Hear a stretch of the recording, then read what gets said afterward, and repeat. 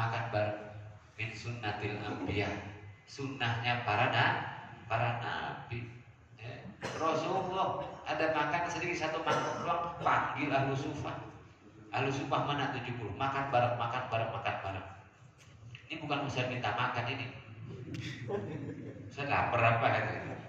Ya, makan bareng. Soal kita maaf banyak, maaf nggak tahu berkah tuh orang, nggak tahu makan bareng, makan bersama.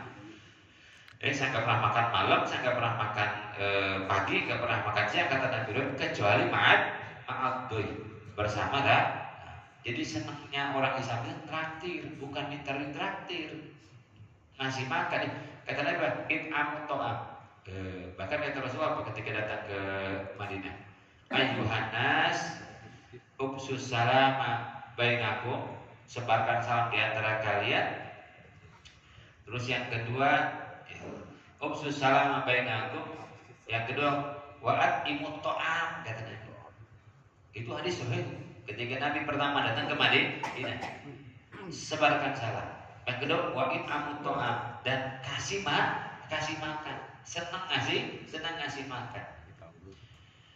Wasolli wan nasuniyam, dan sholat malam ketika kamu orang lain tidur. Tadhulu najat nabi salam, kamu masuk surga dengan selamat. Nyebarin salam, ngasih makan, qiyamul lail. Jajarannya ngasih makan itu dengan amalan itu. Bahkan disebutkan Nabi itu sebelum qiyamul lail, it'amut ta'am. Wajib bahaya, makin makan lagi, mana-mana makan.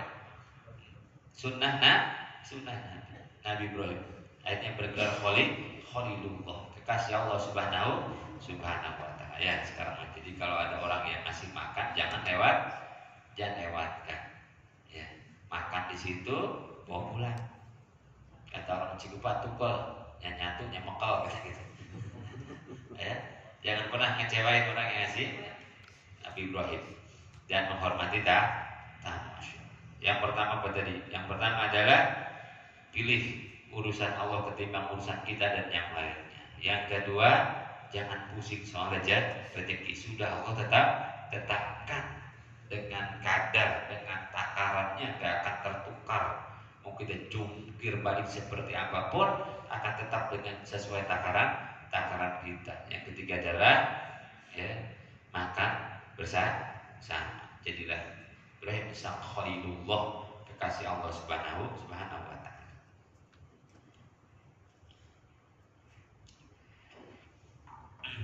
Baik, hadirin hadirat dirahmati Allah Subhanahu wa ta'ala.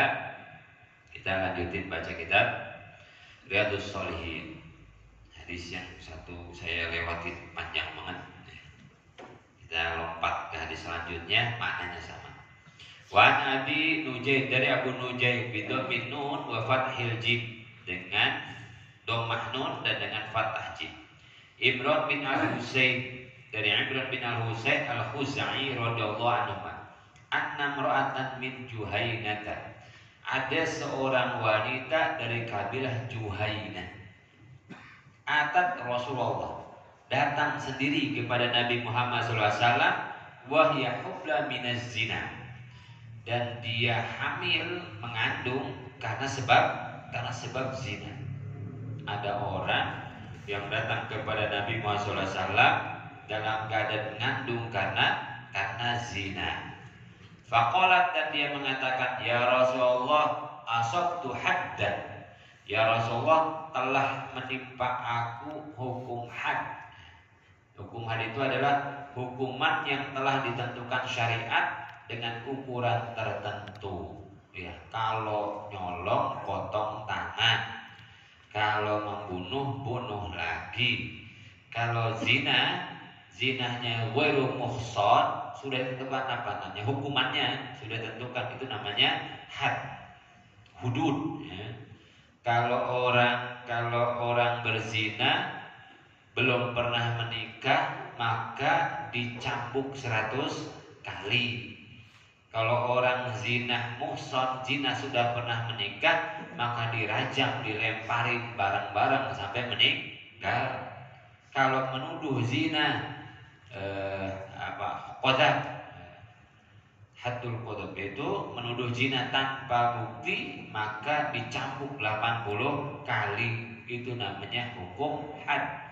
Itu hukuman yang telah ditentukan oleh syariat biar orang kapok, biar orang nggak berani lagi melakukan kesalahan-kesalahan itu.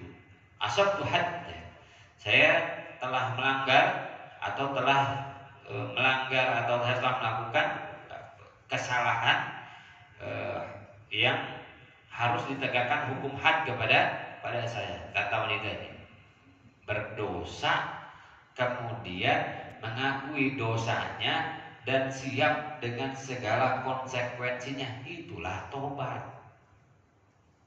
Tobat itu begitu, melakukan dosa kemudian siap dengan segala konsekuensinya. Datang sama orang yang pernah kita dolimi, dulu saya pernah mukul Anda, sekarang saya minta maaf.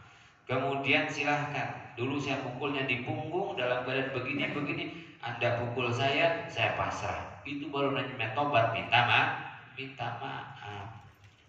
Bukan itu, saya pernah mukul Anda, saya minta maaf, tapi gak usah balas lah, saya kan udah tua sekarang.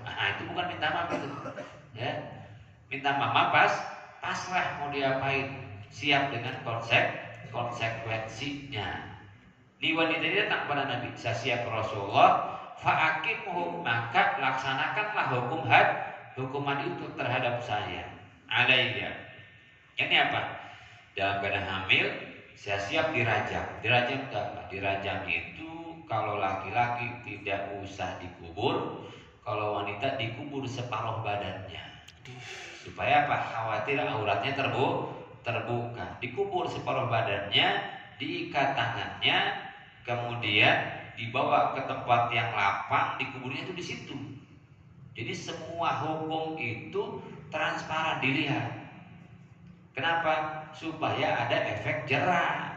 Coba lihat yang pernah di Jeddah atau sebetulnya ada di tiap tempat itu tempat melaksanakan kisos. Ya, itu diekspos. Memang diekspos, ditonton oleh orang satu kampung. Diumumkan tanggal sekian waktu ini akan ada hukuman kisos terhadap si fulan setelah melewati pengadilan, saksi yang benar confirm ini orang membunuh atau berzina, diumumkan. Silahkan datang, dilihat. Kenapa diperlihatkan seperti itu? Supaya yang lain takut. Di kita kan hukuman berulang nggak ada efek jerahnya. Sekarang korupsi, besok korupsi lagi. Sekarang maling ayam, besok maling kambing. Terakhirnya maling sapi. Nggak ada efek jerahnya. Dirajam itu begitu, dilihat oleh semua orang. Semua hukuman itu dilihat, diumumkan, bahkan nanti suruh tobat dulu, suruh apa semua. Dikubur separuh badannya kalau perempuan. Kemudian dilempar oleh batu yang tidak terlalu besar dan tidak terlalu kecil. Batunya ditentuin, semua pengunjung dikasih batu. Terus diawali oleh Al-Bojo, dilempar, akhirnya semua orang melempar sampai menikah. Itu namanya hukum untuk pezina yang muhsan, pernah menikah kemudian berzina. Kenapa lebih dahsyat ketimbang yang masih bujangan? Bujangan mah 100 kali, meninggal kemudian 100 kali. Karena ketika orang sudah menikah, itu bawa kehormatan kemuliaan anaknya, bawa kehormatan kemuliaan pasangannya, membawa kehormatan dua keluarga besar. Hilang tuh kehormatan mulianya. Makanya hukumannya dahsyat. Ya, coba kalau begitu taruh di Citra, tahu di mana? Masih ada yang selingkuh kan? Masih ada yang zina kan? Kagak. Waduh, ketahuan semua orang, dilempar, dar. Nah, jadi yang menyelamatkan yang lain. Begitu. Faqimhu ya Rasulullah. Tapi saya siap. Bukan nggak tahu. Kamu tahu begini konsekuensinya. Tahu. Tegakkan ya Rasulullah. Saya tobat. Faqimhu alayya. Fada'a Nabiullah waliyah. Tapi inilah kelembutan Nabi Muhammad SAW. Maka Nabi panggil siapa? walinya. Kamu ada orang tua, kamu ada paman, yang bertanggung jawab ada ya Rasulullah. Faqala ahsin ilaiha, bawa ke sini. Kata Nabi, ahsin ilaiha. Ya. Perlakukan baiklah wanita ini, anak. Fa idza wada'at fa'tini. Kalau dia sudah melahirkan, maka bawa lagi ke saya. Tuh tawanan di zaman Nabi nggak usah di penjara. Pulang aja urusin, pulang. Nanti kalau udah hamil, udah melahirkan, bawa lagi kemari. Baik, kalau tawanan kita mah kabur. Di penjara aja masih kabur. Ini kan terpidana. Dia di rumah aja, di rumah. Nanti kalau sudah melahirin, bawa kemari. Coba baik. Zaman Nabi, tawanan nanti di rumah. Anteng-anteng aja. Nah, memang dia datang dengan sendirinya, sadar. Maka faida wada'at fa'tini, kalau sudah melahirkan sini kesian, lagi hamil. Bawa anak. Kullu mauludin yuladu 'alal fitrah, tidak ada anak haram. Enggak ada anak haram, enggak ada.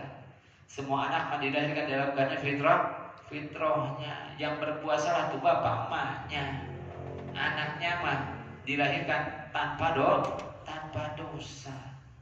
Kita masuk, siapa tuh? Biasa anak gundal gandul kada bapaknya. Jangan, anaknya kasihan. Atau sudah di stigmakan kayak gitu. Anak hasil zina, pasti buangon, pasti asal nakal dikit aja, dasar anak gitu ya. Akhirnya itulah yang ada di kepala mereka. Padahal anak kita yang normal aja, bangor aja. Tuh, kullu mauludin yuladu 'alal fitrah wa ala tazir